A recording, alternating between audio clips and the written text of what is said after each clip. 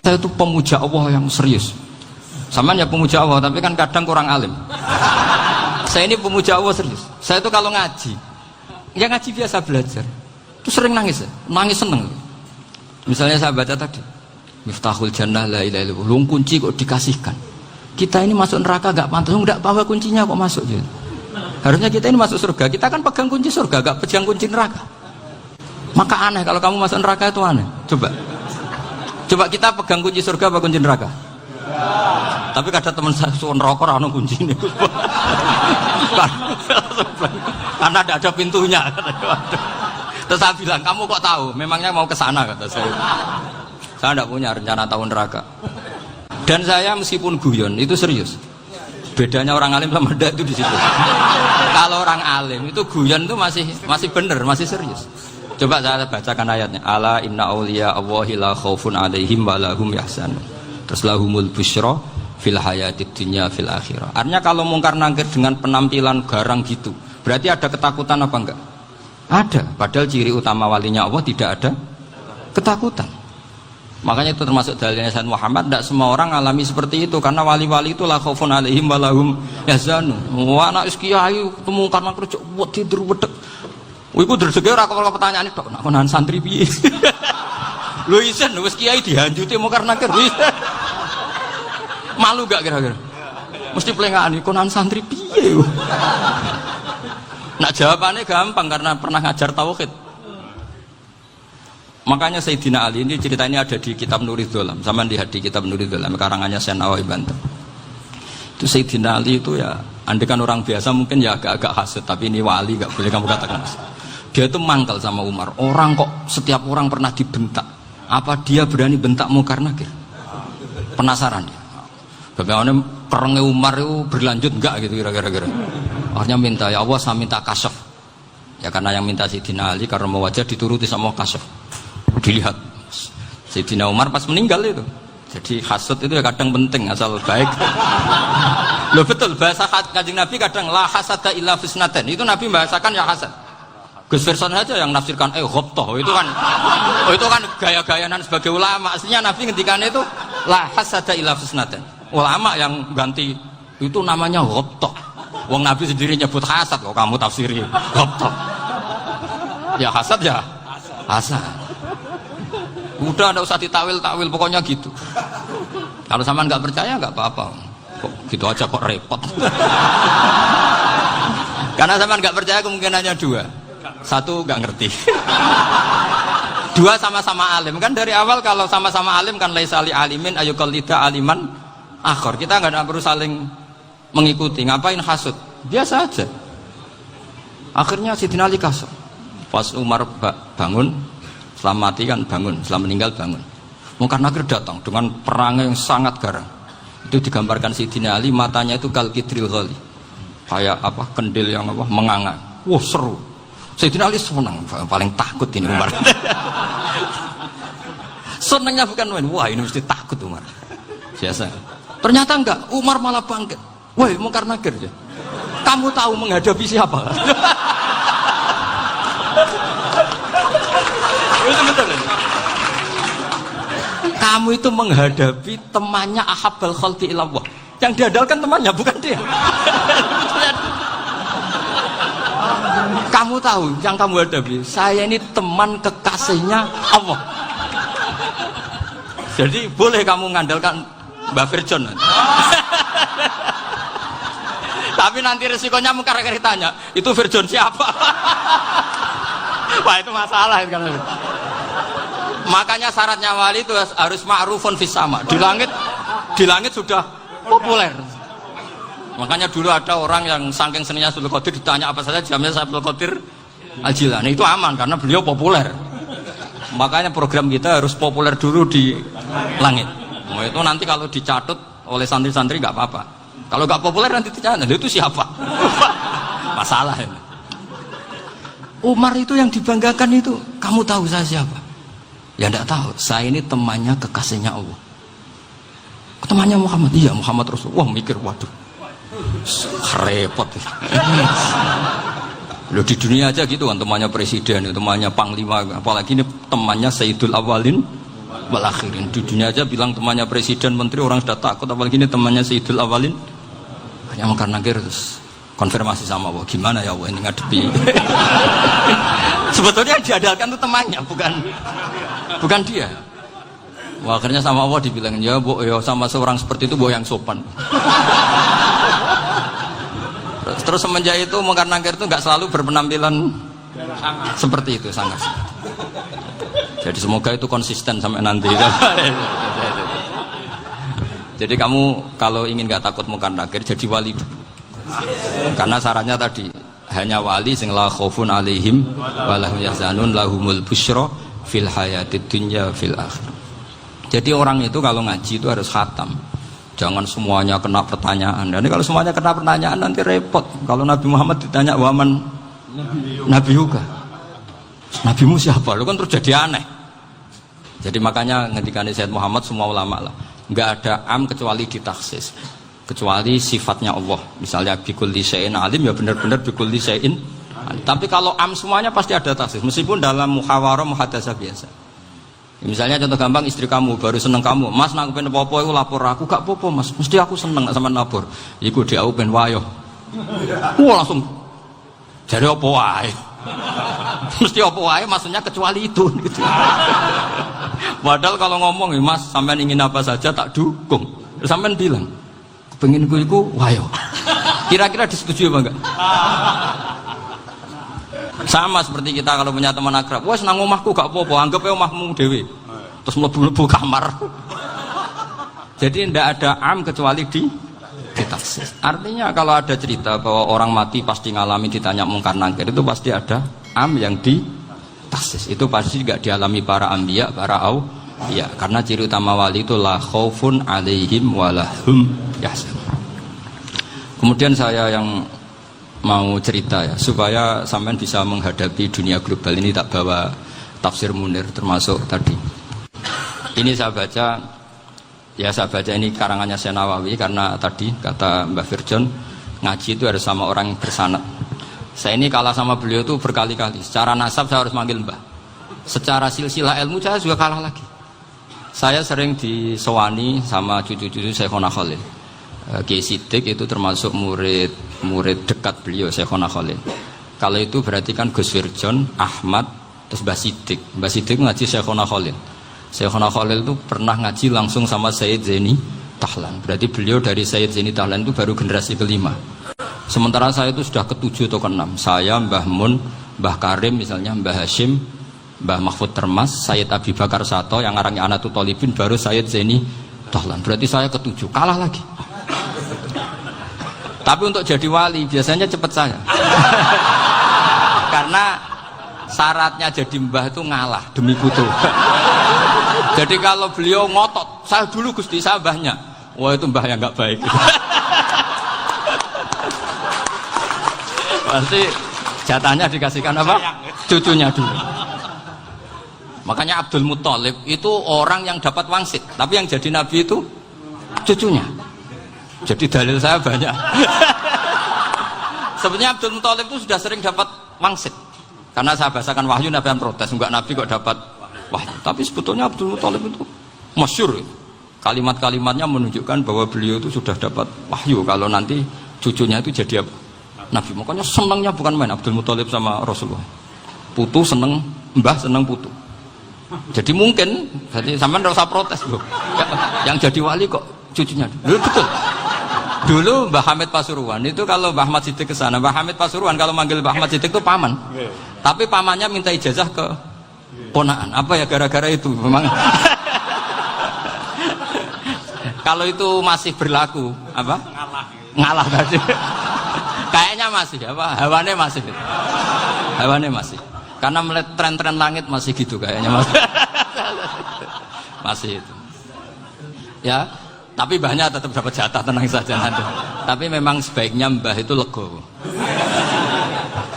Rasulullah Muhammad SAW itu terkenal min dzurriyyati Ibrahim.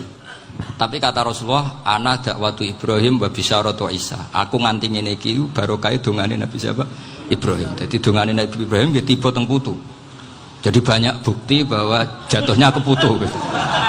Tadi saya di kamar sama beliau berduaan. Nih Mbah sing dadi wali di sini. Aku webah. Cocokan tadi. Nah, kenapa saya akhir-akhir ini gulirkan daftar wali? Kenapa? Saya ini resah ya. Orang sudah ingin dicintai pejabat, dicintai tetangga, dicintai teman. Tapi kadang-kadang orang lupa lagi dicintai Allah. Makanya saya meskipun guyon, tapi ini amdan, bukan sahwan. Supaya orang punya cita-cita lagi jadi wali, ingin dicintai Allah. Kita ini terlalu lama ingin dicintai makhluk. Mbok ya naik kelas sedikit. Ingin dicintai Allah Subhanahu wa Ta'ala. Meskipun saya guyon, tapi tadi guyon saya tuh lebih serius ketimbang serius Anda. Karena tak pikir. Saya tuh kalau pergi itu seneng ngebis, bukan karena saya tidak punya mobil, tapi saya sering mau butuh itu supaya nggak diganggu. Karena saya tuh harus punya waktu sendiri. Kalau bis kan ketemu orang nggak kenal, tapi sekarang ya agak susah, banyak yang kenal. Dan susahnya lagi nggak minta ijazah, minta foto. Repot tuh. Mau dibenci itu umatnya Rasulullah Shallallahu Alaihi Wasallam. Mau disetujui itu sanatnya mana? Kalau ketemu orang alim minta apa? Foto. Itu nggak ada sanatnya. Nggak tahu saya itu mazhab dari mana itu. Ya mazhab milenial yang jelas itu kan. Ini tak baca ya biar dapat, karena ini kenangan saya sama Mbak Ahmad Siddiq. Saya masih ingat betul beliau ngisi hallnya Mbak Abdullah bin Umar, berarti abahnya Mbak Hamid. Karena mbah saya itu Fatimah binti Khalid bin Umar, kalau Mbak Hamid itu Hamid bin Abdullah bin Umar. Itu saya masih ingat betul zaman itu Mbah Hamid siap hall di Lasem itu rawuh dan saya derek nembah saya karena masih misanan datang ke Lasem. Itu beliau pas itu ngisi sama Mbah Mun. Mbah Mun masih muda, Ki Ahmad Siddiq sepuh senior.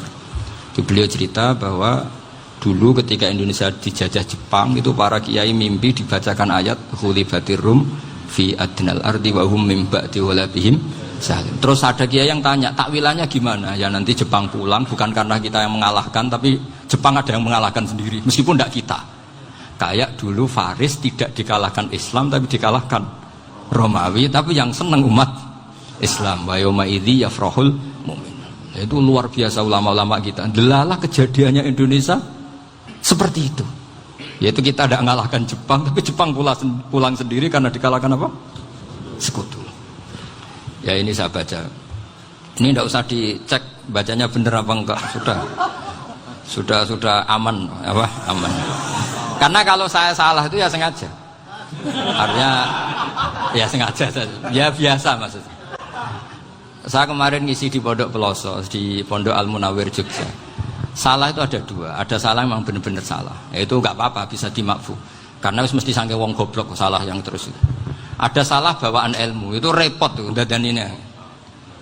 Karena misalnya kita yang biasa belajar qiraah safah wayah sibuhu, mesti diulang lagi wayah sabuhu. Karena qiraahnya Imam Asim itu hasibah yah sabu bi fathis sin. Sementara kita kalau ngaji kitab kulino yahsib. Sehingga kita yang biasa belajar safah itu kalau baca kitab itu kayak orang bingung. Kadang-kadang yang ngaji juga bingung. Gus Pak mau cok bulan pilih. Ya tepat-tepatan. Ada yang mengatakan Gus Pak bingung. Ada yang mengatakan Gus Ba alim alama, ya tepat-tepat nasib tadi. Karena memang ya sab'ah memang seperti itu.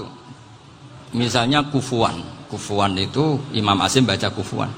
Tapi beliau punya murid namanya Syu'bah. Itu kalau baca kuf'an. Makanya kita itu, ini kan khataman Quran ya. Jadi saya menyinggung sedikit tentang qiraah sab'ah. Tadi beliau juga sudah tak kasih kitab saya Hifdzuna Liyadal Mushaf. Sama tak ajari latihan sab'ah. Memang angel ya. Makanya yang nggak bisa itu wong pinter. Sudah tahu angel ya nggak usah diteruskan kan. Orang menghindari barang angel itu pinter apa goblok? Pinter. Berarti wong goblok pinter. Saya tuh makanya sama orang goblok tuh respect. Jadi orang alim tuh angel apa gampang? Angel. Menghindari barang angel pinter apa goblok? Loh, orang menghindari barang angel pinter apa goblok? Pinter. Berarti wong goblok pinter. Jadi saya sama orang-orang goblok itu respect. Sudah tahu jadi orang alim angel ya barang angel ya harus dihindari. Makanya saya ini insya Allah umatnya Nabi yang termasuk yang terbaik. Amin. Karena mencintai umatnya Nabi termasuk yang goblok. Itu tidak gampang itu. Karena tadi sudah tahu ya. Seperti itu loh orang naik Panjat Pinang. Itu yang naik karena ingin hadiah. Yang nonton sudah tahu wah licin kok dinaikin mau keplodok ya. Tapi orang sepakat yang nonton juga pinter karena sudah tahu ribet kok Tuku ning pasar rak kena lah opo menek. Sama sampean juga gitu. Ngalim tafsir angel, ngalim fikih angel. Nek karek ngaji ngerekam kan gampang. Itu pintar apa goblok? Pintar. Iya. Makanya kula niku mbok burohno ngono tok. Saya tadi dinasihati Mbak Firjon, muga-muga hati saya selamat. Saya itu meskipun kata orang banyak, muhibbin saya banyak, tapi saya insya Allah tidak riya. Saya itu pakai kitab namanya Tasbidul Fuad, itu karangannya Said Abdul Al-Haddad. Ketika beliau punya muhibbin banyak ditanya, bagaimana ya Habib Anda menjaga hati Anda? Jamnya Said Abdul Al-Haddad itu nih, innama azzamu Allah. Mereka itu sebenarnya menghormati Allah, cuma butuh sarana, dan itu saya. Jadi saya tahu sampean semua itu mencintai Quran, mencintai sunnah Rasul, mencintai hadis-hadis Rasul. Cuma sampean kan karena nggak paham, terus manfaatkan saya. Jadi sebenarnya saya ini korban. Korban. Jadi saya mau riak gimana? Korban kok mau. Bangganya di mana tuh? Coba sampean misalnya ngaji tafsir, belajar sendiri kan susah. Terkitnya susah, maknanya susah, bahkan beli kitabnya kadang nggak kuat. Loh, untuk jadi alim tafsir itu kan harus beli kitab. Loh, saya sering belajar kitab itu jutaan. Tafsir Tobari, saya pernah beli kitab Fakhrur Razi itu berapa coba? 27 jilid. Karangannya Fakhrur, belum karangannya ulama modern, Imam Sya'rawi. Itu berapa jilid? Itu jutaan. Saya kemarin juga dihadiahi kitab Pak Quraish Shihab namanya Faidul Bari fi Syarhil Bukhari. Pak Quraish Shihab yang terkenal. Dia sering diskusi sama saya. Saya ngasih hadiah beliau ngasih hadiah saya. Wah, itu harganya nggak kuat. Tidak kuat, kadang di Indonesia nggak ada coba. Dan sama orang hebat menghindari kesulitan itu. Yang kesulitan itu, sebab ngaji ikut, kalau nggak paham dirukok rekamannya sudah gitu. Pinter mana sampean sama saya? Pinter sampean kan? Bikin sosis susah, beli aja kok repot kan. Nah, makanya nggak boleh orang bilang, wah aku goblok reso tafsir, aku wong pinter. Makanya nanti kalau saya ketemu Nabi tidak termasuk orang yang mentahkir orang Islam. Kafabil mari isman ayah kira akhahul muslim. Jadi cukup orang itu dosa kalau menyepelekan orang Islam, termasuk darani sampean goblok itu dosa. Caranya nggak darani goblok ya tadi di logika tadi. Alim itu angel, gendari angel itu pinter, berarti wong bodoh pinter ya sudah gitu. Tapi tetap bodoh. Tapi ini satu cara untuk saya respect gitu. Coba orang yang ngaji tafsir saya banyak, mungkin ribuan. Itu sebetulnya mencintai Quran.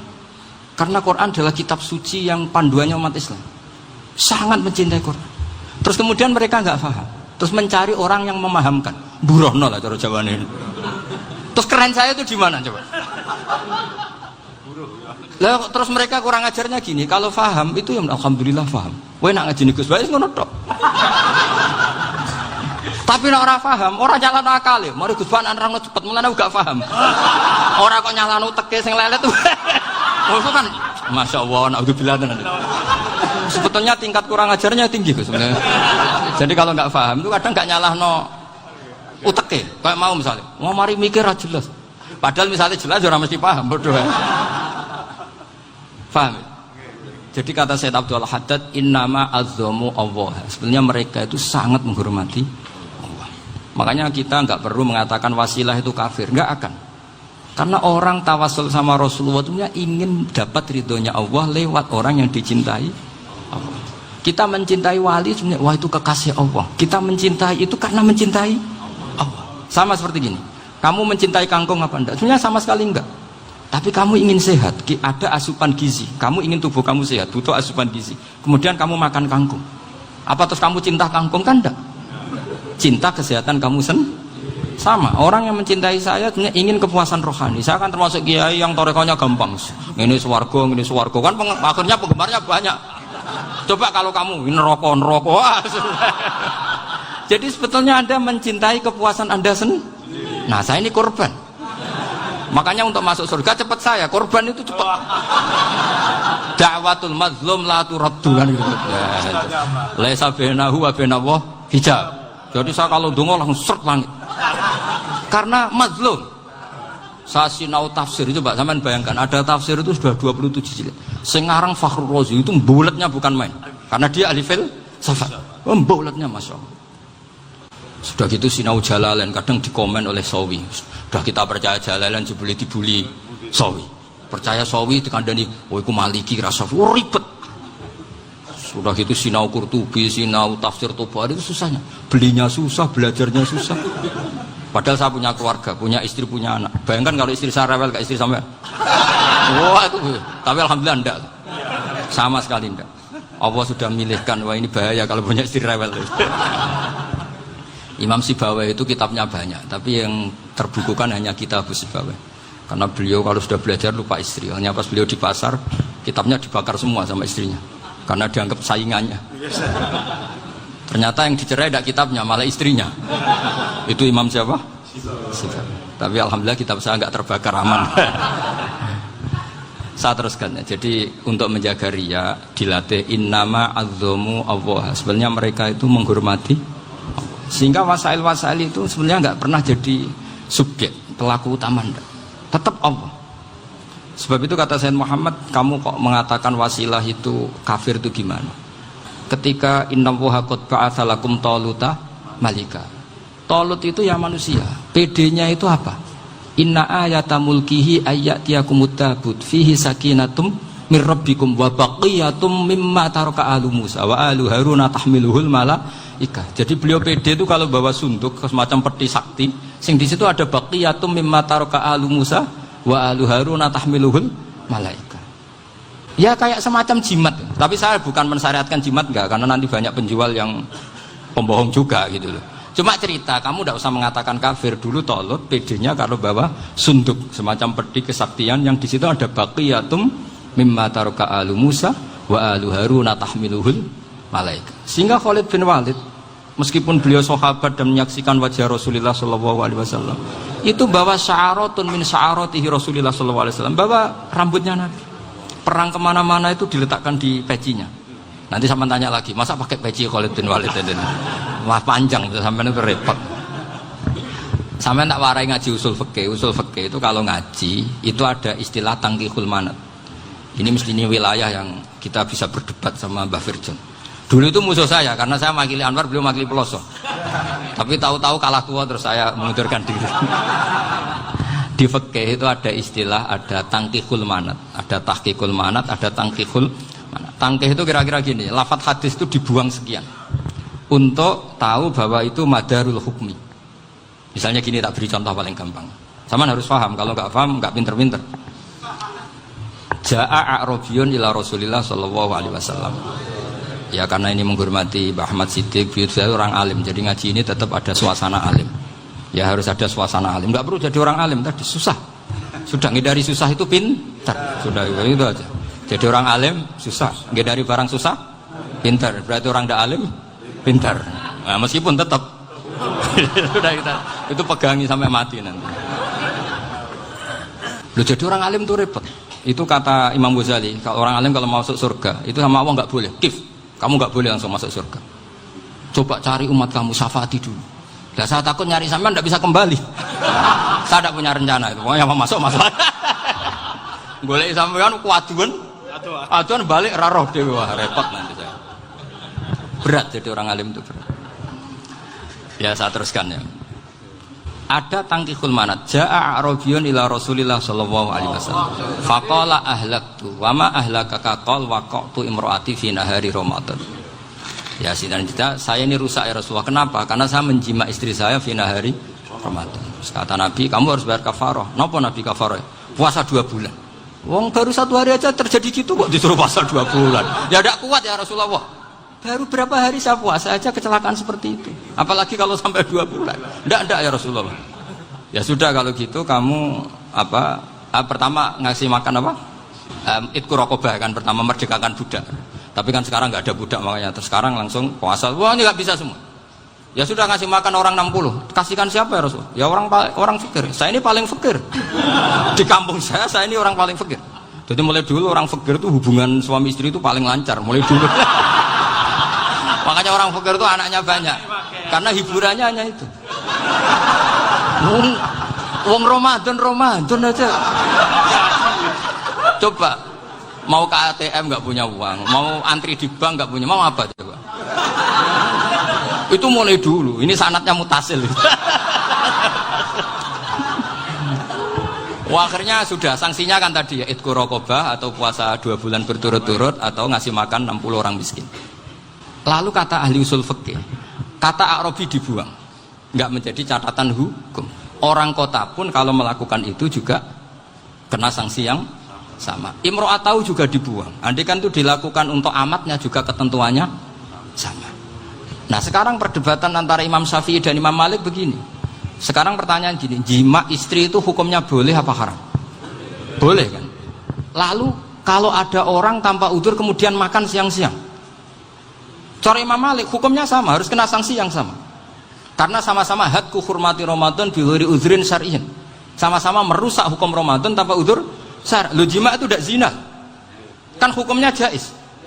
Nah, sekarang makan hukumnya jaiz, harusnya juga kena ketentuan yang sama. Cara pikirannya Imam Malik. Nah, alhamdulillah Imam Syafi'i gak setuju. Wah, cara setuju repot. Bahkan orang-orang Syafi'i sudah punya khilaf, kalau gitu minum dulu. Iya, biar gak kena. Iya, biar iftarnya pakai minum. Setelah minum baru jima kan. Ya. Ini sudah menyiapkan khilafnya. Ini khas Syafi'i ini, bongsong rekayasa hukum. Nanti bisa belajar jauh cara ngakali hukum. Makanya guyonan yang masyhur Gus Dur itu gitu. Ada seorang kiai atau Gus lah, ya punya salah, namanya manusia kan punya salah, entah cangkruk entah apa, pokoknya punya salah. Ada wartawan yang ngiranya semua kiai itu orang suci, sehingga tanya sama Gus Dur, Gus itu ada kiai kok, ya pokoknya salah lah. Tapi jangan bayangkan dosa besar, enggak, kecil-kecil aja. Itu gimana itu? Padahal kiai kan orang suci. Jawabnya Gus Dur lucu. Ya justru yang boleh salah itu para kiai, kalau kamu nggak boleh. Loh, kok bisa Gus? Karena mereka tahu caranya tobat. Repot. Kalau kamu nggak tahu caranya, sama pelanggaran hukum itu ya harus pakar-pakar hukum. Itu yang tahu caranya rekayasa. Kalau kamu ya kena pasal kan. Jadi kamu jangan niru saya. Saya ini punya sekian cara untuk Nah, itu namanya khilaf. Makanya kata Sayyid Muhammad, kamu tidak usah anti khilaf. Karena Abu Hanifah itu membolehkan khilaf, kitabul khiyal. Yang penting kamu soleh dulu. Setelah soleh nanti Allah maklumi. Soleh dulu, syaratnya soleh dulu. Kalau tidak soleh jangan. Contohnya gini, ada orang mau puasa lemes sekali, mau makan. Gampang. Kalau langsung makan kan kayak hadku hormati Ramadan biwari udrin syar'iyyin. Aku langsung mau jembera sowan Mbah Firjon. Sudah status saya apa? Musafir. Ya, sudah berangkat aja sampai Tuban makan. Nanti kalau nggak jadi ya nggak apa-apa sudah. Kan mulai pergi sudah musafir. Saya tidak tahu nanti malaikat tertarik gebuki nggak tahu. Tapi itu ada khilafnya. Asal soleh. Karena kata Sayyid Muhammad dan semua kitab mengatakan itu. Kalau sama nggak tahu ya kebablasan. Nabi Ayub, yang nabi yang terkenal gudikan itu siapa? Ayub ya. Nah, itu yang Israiliyatnya kan seru lah. Gudikan dikukur bek kreweng itu terlalu lah kalau itu. Untuk kreweng konti ning Arab ora ono kreweng itu sudah masalah itu. Singkat cerita, Nabi Ayub ketika diasingkan kaumnya itu kan nggak punya sumber makanan. Lah orang lelaki itu mulai dulu egois. Istrinya Nabi Ayub itu cantik sekali. Udah cantik, rambutnya bagus. Makanya kamu nggak usah tanya kenapa istrinya kayak banyak yang cantik. Ya nah warasatul anbiya, nggak boleh gitu. Kalau nggak cantik ya warasatul anbiya dari segi balak. Istrinya Nabi itu semuanya cantik. Nggak usah tanya sebabnya apa, pokoknya gitu, semuanya cantik. Singkat cerita, beberapa kali istrinya Nabi Ayub itu kerja demi bisa nafkahi Nabi siapa? Suatu saat itu tidak ada pekerjaan yang cukup untuk beli roti. Satu-satunya peluang dapat rezeki itu putrinya raja itu rambutnya berondoli. Terus ada sayembara siapa yang rambutnya bagus mau dibeli. Sampai rambutnya istrinya Nabi Ayub itu dijual. Nabi Ayub tersinggung karena itu mengurangi kecantikan. Jadi lelaki mulai dulu gitu. Udah nggak urun kalau istrinya nggak cantik itu komplain. Itu khasnya lelaki. Jadi kalau kamu gitu ada sanadnya juga, tenang saja ya. Komplain ya pegawaian itu. Saking mangkelnya Nabi Ayub terus ngendikan la adriban naki mi'ata sautin. Kamu akan saya pukuli dengan mi'ata sautin atau dengan 100 cambukan. Atau mi'ata dikhtin atau mi'ata apalah sesuai konteks zaman itu. Engko namanya pecut tuku konti kok ribet lagi. Singkat cerita, akhirnya ketahuan bahwa istrinya menjual itu demi Nabi Ayub. Allah nggak ridho kalau kekasihnya yaitu istrinya Nabi Ayub wis perjuangan kayak gitu malah kena hukuman. Tapi Allah juga nggak ingin kekasihnya yang bernama Ayub melanggar sumpah. Padahal beliau sudah sumpah, wallahi demi Allah nanti tak pukul dengan 100 kali. 100 kali dengan lidi lah misalnya, contoh yang gampang tuh lidi. Akhirnya sama Allah dikasih satu solusi. Wa khud biyadika dikhsan fadrib bihi wala tahnas. Ya sudah, lidi itu ikat jumlahnya 100. Terus pukul sekali saja, anggap saja sudah 100. Iku pangeran sing wari ngakali ngono iku pangeran. Tapi syaratnya soleh. Syaratnya soleh. Jadi kalau kamu anti khilaf berarti anti ajarannya Allah di ayat itu.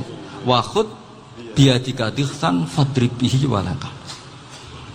Itu dulu ada, ini cerita di Ithaf, ini cerita terakhir, ini sudah, sama jangan nama sudah. Terus pengumuman tadi, yang nggak pernah sepuh ngutang saya itu haram tadi. Karena tadi saya punya kewajiban di rumah yang bisa menggugurkan ya kewajiban yang lebih besar. Lebih besar itu ya tadi, bisa pernah guru, pernah sepuh, yang jelas nggak umur. Umur sampean menangkap itu, tua serepot itu. Ada raja itu ganteng kaya, senengannya nikah perawan cantik. Oh itu semua kampung mesti kenal. Mungkin digilir atau gimana pokoknya. Suatu saat ada pemuda suka sama perempuan yang di kampungnya, cantik sekali. Kemudian pemuda ini ternyata pekerja di kerajaan itu. Tiap hari ditanya, oh itu yang di kampung yang cantik siapa? Mau saya nikahin gini. Wah bahaya, ini saingannya raja. Jadi yang dibidik pemuda tadi itu saingannya. Si raja ini orang yang namanya raja kan gengsinya tinggi. Kaifatang kihuha wa qad ra'aitu qad qabbalaha rajulun. Kobok nekabi, saya itu pernah melihat dicium lelaki. Wah, gak mau, gak gelem, kadang ditambung lan wakot qabbalaha rajulun. Saya pernah melihat sendiri qabbalaha rajulun, dicium oleh lelaki. Wah, sudah gak minat raja langsung, gak keren. Suatu saat pemuda tadi nikahi perempuan itu. Rajanya marah-marah, kamu lelaki gak punya harga diri gini. Gak punya selera, gak punya harga diri, sudah pernah dicium orang kok tetap dinikah. Bilang ke raja, ta'rif manir rajul, lelaki itu siapa? Abuha. Kamu tahu lelaki itu siapa? Sopo? Abuha. Bapaknya. Saya kan hanya bilang rajulun. Pernah dicium lelaki. Lah pikirannya raja lelaki kue-kue ngene iki. Tapi butuh tanam mau raja ben gak sida itu aja tuh. Baru kayak digulirkan gitu waqat qabbalah rajulun. Wah nggak mau. Setelah itu suatu saat pegawainya tadi nikahi perempuan. Kamu nggak punya harga diri gini. Kamu tahu mandir rajul apa abuha? Wah nak ngono aku gak poho-poho. Lah monggo sakniki wis bojo kula. Ora trimo wis diambung wis macam-macam. Lah itu namanya khilah. Apa? Khilah. Kalau di Balawa disebut tauriyah atau apalah. Tapi saya tidak ngajari sampean seperti itu. Sudah pinter sebelum saya ajarin. Bangsa ngakali kan sudah pinter. Saya kira demikian. Assalamualaikum.